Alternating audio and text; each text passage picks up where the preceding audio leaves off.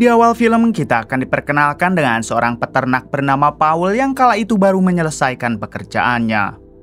Selanjutnya, Paul bergegas pulang ke rumah karena hari sudah mulai sore.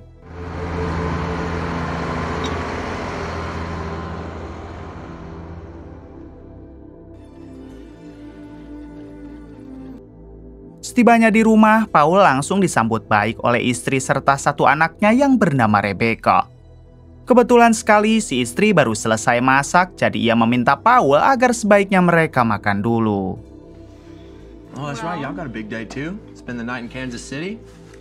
Ketika sedang makan bersama, si istri mengajak Paul untuk menonton pertunjukan teater di kota Kansas pada nanti malam. Mendengar hal tersebut, Paul meminta maaf karena dirinya tidak bisa ikut sebab malam ini Paul harus mengantarkan 100 ekor sapi ke kabupaten sebelah. Akhirnya, Paul menyuruh si istri dan Rebecca saja yang berangkat untuk menonton teater itu. Kemudian, Paul mengatakan kalau di kota Kansas ia mempunyai sahabat masa kecil. Jadi, jika si istri dan Rebecca kemalaman, mereka bisa bermalam di rumah sahabat Paul. Pada akhirnya, si istri setuju dan ia pun akan berangkat berdua saja bersama Rebecca. Why bacon? Go to the farm, help sick cows. That's a healthy compromise, right? Tak berselang lama, Paul kedatangan teman kerjanya yang mengajak Paul untuk mempersiapkan pengantaran 100 ekor sapi. Dengan segera, Paul berpamitan kepada si istri dan Rebecca hingga tak lupa ia meminta mereka berdua agar selalu berhati-hati serta terus memberi kabar. Hey, Rebecca, you want to show your dad what you're drawing? I was your favorite guy. Singkatnya, saat menjelang maghrib terlihat Paul yang sedang mempersiapkan semua sapi-sapinya. Sedangkan untuk si istri dan Rebecca bersiap untuk berangkat ke kota Kansas.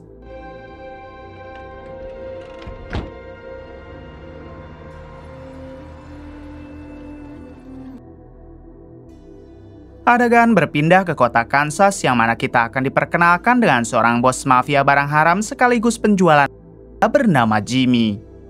Terlihat Jimmy yang sedang marah besar, bahkan ia sampai menghabisi satu anak buahnya karena telah membiarkan beberapa wanita culikannya kabur.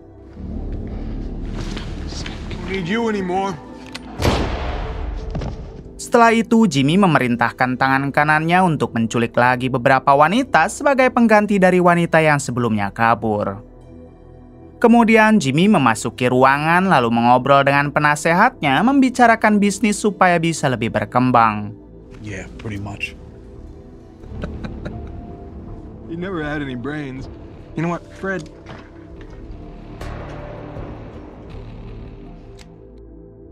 Adegan berpindah kepada Paul yang mendatangi rumah ayahnya dengan tujuan meminjam mobil truk karena ia kekurangan mobil untuk mengangkut sapi-sapinya. Ketika di dalam, si ayah malah mengajak Paul berbincang dulu sambil menonton pertandingan sepak bola. You escaped that one. Are you trying to make me feel bad? Oh, that's tonight. That's right. Yeah, that's right. Tak berselang lama, Paul dihubungi oleh Rebecca putrinya melalui video call. Di sini rupanya Rebecca ingin mengabarkan kalau ia dan ibunya sebentar lagi akan sampai ke tempat parkir pertunjukan teater. Paul meminta mereka berdua agar berhati-hati dan selalu mengabarinya. Kemudian Rebecca dan ibunya sampai di tempat parkir dengan panggilan video call yang masih terhubung bersama Paul. Namun baru saja mereka berdua turun dari mobil, tiba-tiba ada dua pria yang terus mendekat dan ternyata dia adalah tangan kanan Jimmy si bos mafia. Istri Paul berusaha membuat pria itu agar menjauh, namun mereka berdua langsung menangkap Rebecca beserta istrinya Paul. Paul yang melihat hal tersebut melalui panggilan video tentu ia menjadi panik. Di waktu yang sama, istri Paul malah mencoba melawan hingga tangan kanan Jimmy langsung menghabisinya. Kejadian itu masih disaksikan oleh Paul dan jelas ia hanya bisa menangis saat melihat istrinya koit ditembak sedangkan Rebecca diculik. Ayah Paul berusaha menenangkan Paul lalu memintanya agar berhenti menangis. Si ayah lanjut mengatakan dalam posisi seperti ini bukan saatnya Paul berduka melainkan bertindak. Jadi cepatlah pergi ambil persenjataan lalu bantai mereka semua. Di sini barulah terungkap kalau Paul dan ayahnya adalah mantan tentara bayaran Amerika yang sering bekerja untuk pemerintah. Just happened. That's the worst thing that can happen to anyone, okay? Pada akhirnya, Paul bergegas pulang ke rumah untuk mengambil persenjataan. Sedangkan si ayah langsung memanggil dua teman Paul lalu memintanya datang sekarang juga.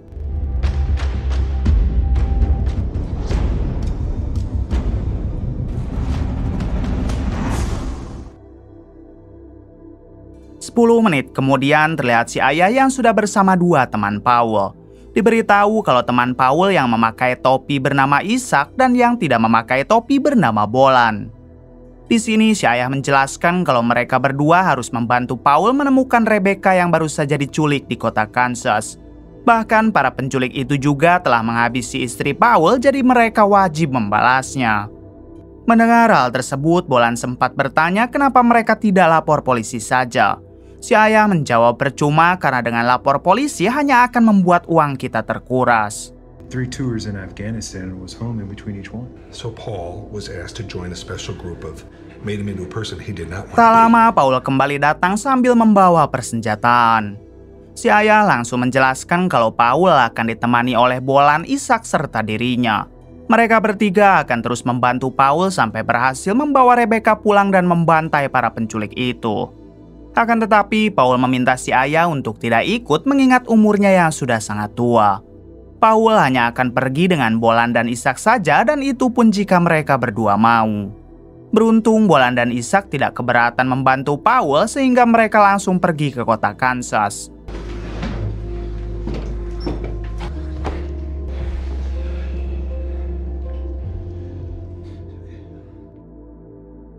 Adegan berpindah kepada dua anak buah Jimmy yang sedang membawa jasad istri Paul lalu dibuang di suatu tempat. Sedangkan untuk Rebecca disekap oleh tangan kanan Jimmy lalu disatukan dengan satu wanita culikan lainnya. Terlihat wanita itu yang sangat kasihan kepada Rebecca mengingat umurnya yang masih bocil. Sweetie, what's your name? Rebecca. Di sisi lain terlihat Paul, Bolan, dan Ishak yang sudah sampai di kota Kansas. Tujuan utama Paul yaitu pergi ke sekitaran area teater karena di sanalah TKP penculikan berlangsung. Setibanya di sana, Paul masih ingat jika istrinya dihabisi dan Rebecca diculik di sebuah parkiran yang jalannya masih kerikil. Di waktu yang sama, Paul melihat ada seorang badut. Jadi ia memutuskan untuk bertanya tentang di manakah parkiran yang jalannya masih kerikil. Namun si badut malah meminta uang dulu dan jelas itu membuat Paul murka lalu sedikit memberikan pelajaran. Pada akhirnya si badut meminta ampun bahkan ia bersedia mengantarkan Paul sampai ke parkiran yang dimaksud.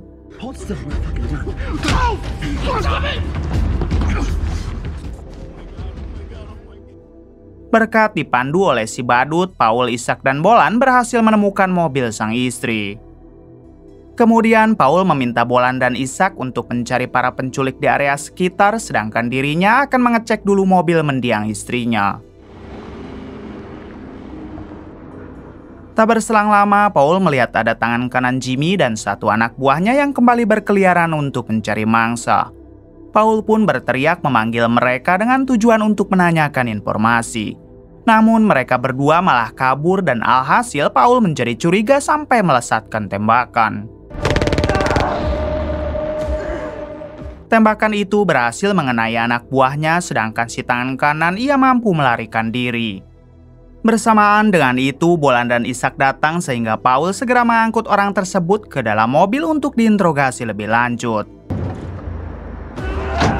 Let's go!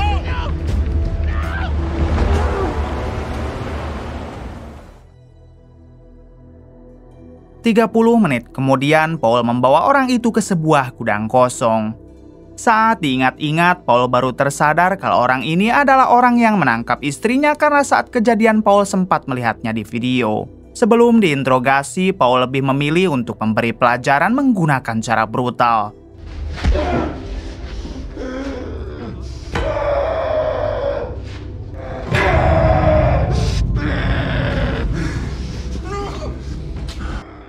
Melihat Paul yang begitu kejam, Bolan dan Ishak berusaha menghentikannya. Namun Paul tidak mau mendengar dan tetap menghajar orang tersebut.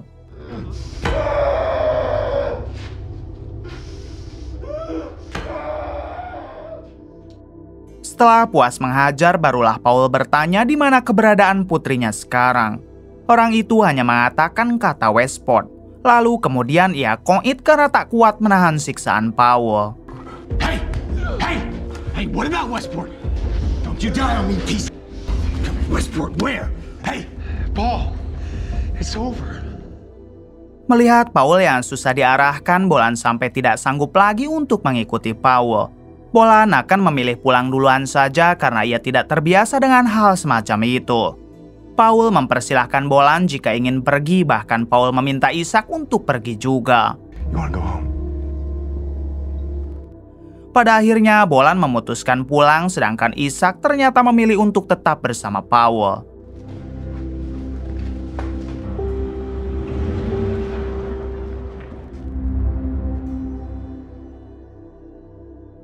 Di tengah perjalanan, Paul meminta Ishak agar mengecek di internet tentang apa itu Westport. Setelah dicek, ternyata Westport adalah sebuah klinik milik dokter gigi yang masih ada di kota Kansas. Dengan cepat, Paul dan Ishak memutuskan untuk mendatangi klinik tersebut.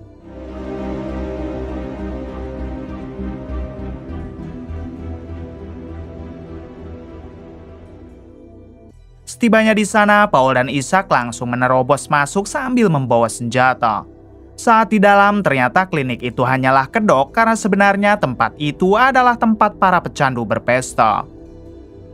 Tak berselang lama, Paul dan Ishak berhasil menemukan pemilik klinik atau sering disebut si dokter gigi yang berusaha kabur dari sana. Untungnya, Paul dapat mengejar lalu menginterogasi si dokter gigi itu. Paul menunjukkan foto Rebecca putrinya sambil bertanya di mana dia sekarang. Si dokter gigi menjawab kalau dia ada di pabrik sablon milik Jimmy, si bos mafia. Sebenarnya pabrik itu juga hanyalah kedok karena di dalamnya dipakai untuk bisnis perdagangan manusia dan barang haram. Kemudian Paul kembali bertanya kenapa si dokter gigi sampai tahu lengkap tentang penculikan Rebecca. Si dokter gigi menjawab kalau dirinya memiliki saham 20% dari semua bisnis Jimmy. Selanjutnya, Paul memaksa si dokter gigi untuk mengantarkannya ke pabrik sablon tempat Rebecca disandra.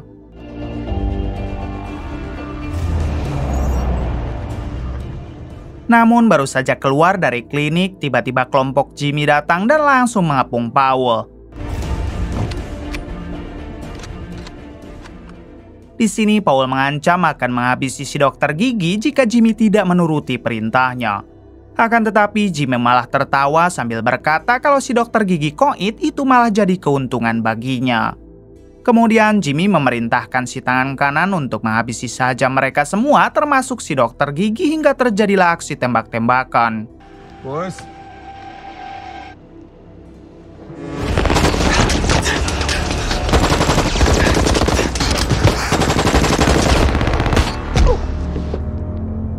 Karena kalah jumlah, Paul harus tertembak sampai membuatnya tak sadarkan diri. Sedangkan untuk Ishak dan si dokter gigi harus koit di tempat. Kemudian Jimmy memerintahkan si tangan kanan untuk membawa Paul ke markas lalu mengeksekusinya di sana.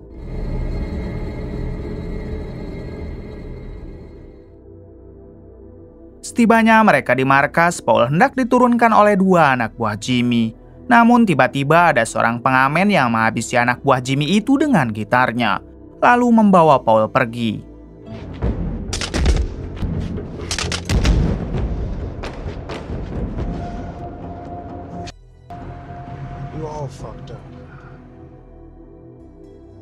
Ketika tersadar, Paul sudah berada di sebuah rumah, tapi lukanya hanya diperban saja dan belum diobati.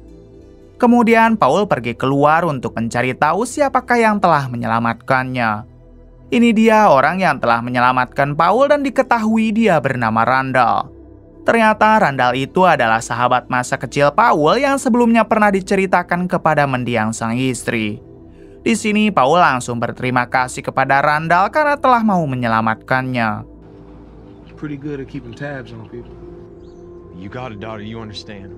Lalu Randall menjelaskan jika Paul terluka cukup parah karena ada beberapa peluru yang masih bersarang di badan Paul. Rencananya hari ini Randall akan membawa Paul ke rumah sakit supaya lukanya bisa segera ditangani. Namun Paul menolak karena ia merasa tidak ada waktu untuk pergi ke rumah sakit. Paul juga bercerita kalau dirinya sedang memburu Jimmy karena dia telah menghabisi sang istri dan menculik Rebecca putrinya. Sebelum meneruskan obrolan, Randall mengajak Paul untuk lanjut mengobrol di dalam saja karena di luar sudah mulai panas. Let's go for a ride, man.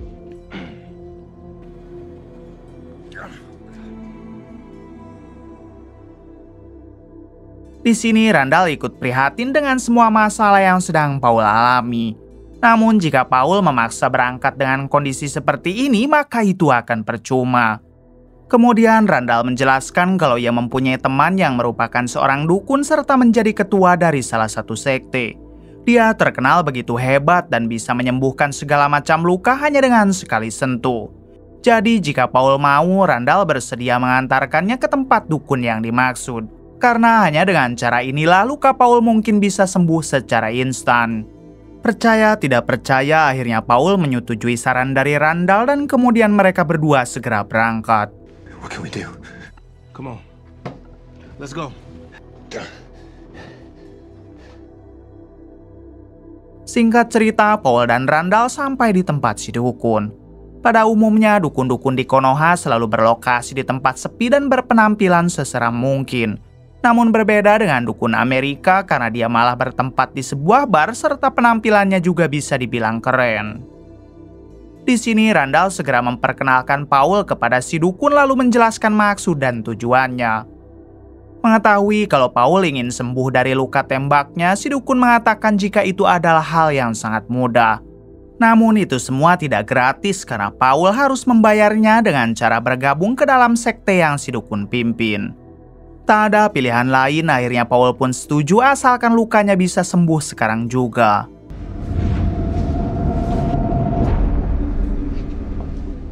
Cukup dengan satu kali sentuhan, ternyata luka Paul langsung sembuh, bahkan baju Paul yang tadinya dipenuhi darah kini kembali bersih.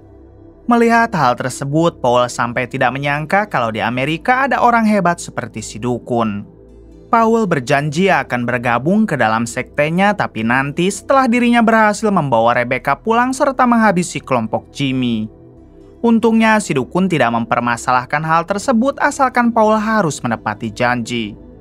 Setelah itu, Paul dan Randall pamit pulang karena hari ini juga ia berencana akan membantai kelompok Jimmy. And most importantly,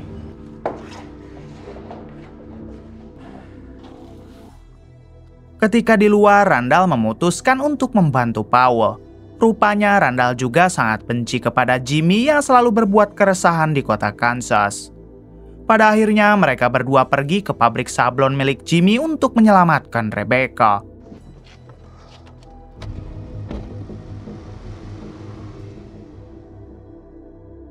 Setibanya di sana, terlihat pabrik tersebut yang dijaga ketat oleh para anak buah Jimmy. Sementara itu, Randall dan Paul yang tidak membawa senjata, jadi mereka memutuskan untuk mengambil dulu persenjataan. Wasn't sure exactly what you needed, so I brought a few options. Yeah, you did. We appreciate this. Selang beberapa saat, terlihat Paul yang mencoret-coret wajahnya ala militer. Karena sebentar lagi ia akan mulai melakukan penyerangan ke markas Jimmy. Sedangkan untuk Randall, ia pun sudah menyelinap masuk duluan melalui jalan belakang.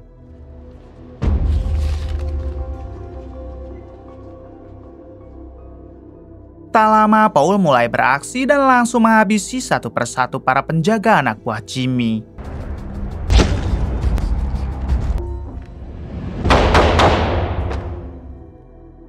Di balik itu memperlihatkan Rebecca putri Paul yang mengalami demam sangat tinggi. Satu wanita culikan sempat memanggil penjaga untuk meminta obat karena Rebecca sedang sakit. Namun sayangnya penjaga itu bukan memberikan obat melainkan barang haram yang langsung membuat Rebecca koit. Melihat hal tersebut, wanita culikan itu berusaha melawan penjaga sampai berhasil menghabisinya. Kemudian si wanita mencoba kabur sambil memegang senjata penjaga tadi.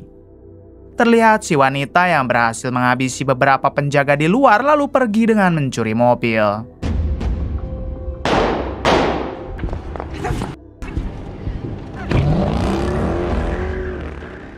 Sementara untuk Randall, ia pun sudah berhasil masuk lalu mulai beraksi dengan menggunakan senjata gitarnya. Kembali kepada Paul yang harus berhadapan dengan tangan kanan Jimmy.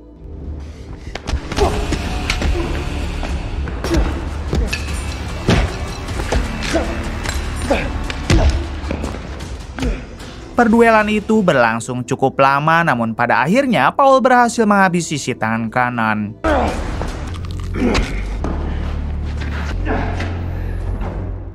Selanjutnya, Paul masuk ke ruangan Jimmy, namun di sana tidak ada orang. Jadi, Paul hanya bisa berteriak meminta agar Jimmy mau keluar. Bersamaan dengan itu, tiba-tiba Jimmy muncul sambil menembak kaki Paul. Di sini Jimmy mengatakan kalau dirinya memuji keberanian Paul yang tidak pantang menyerah. Namun untuk apakah semua itu karena sekarang Rebecca putrinya Paul sudah meningsoy. Mendengar hal tersebut membuat Paul tambah murka lalu dengan sebisa mungkin berusaha melawan.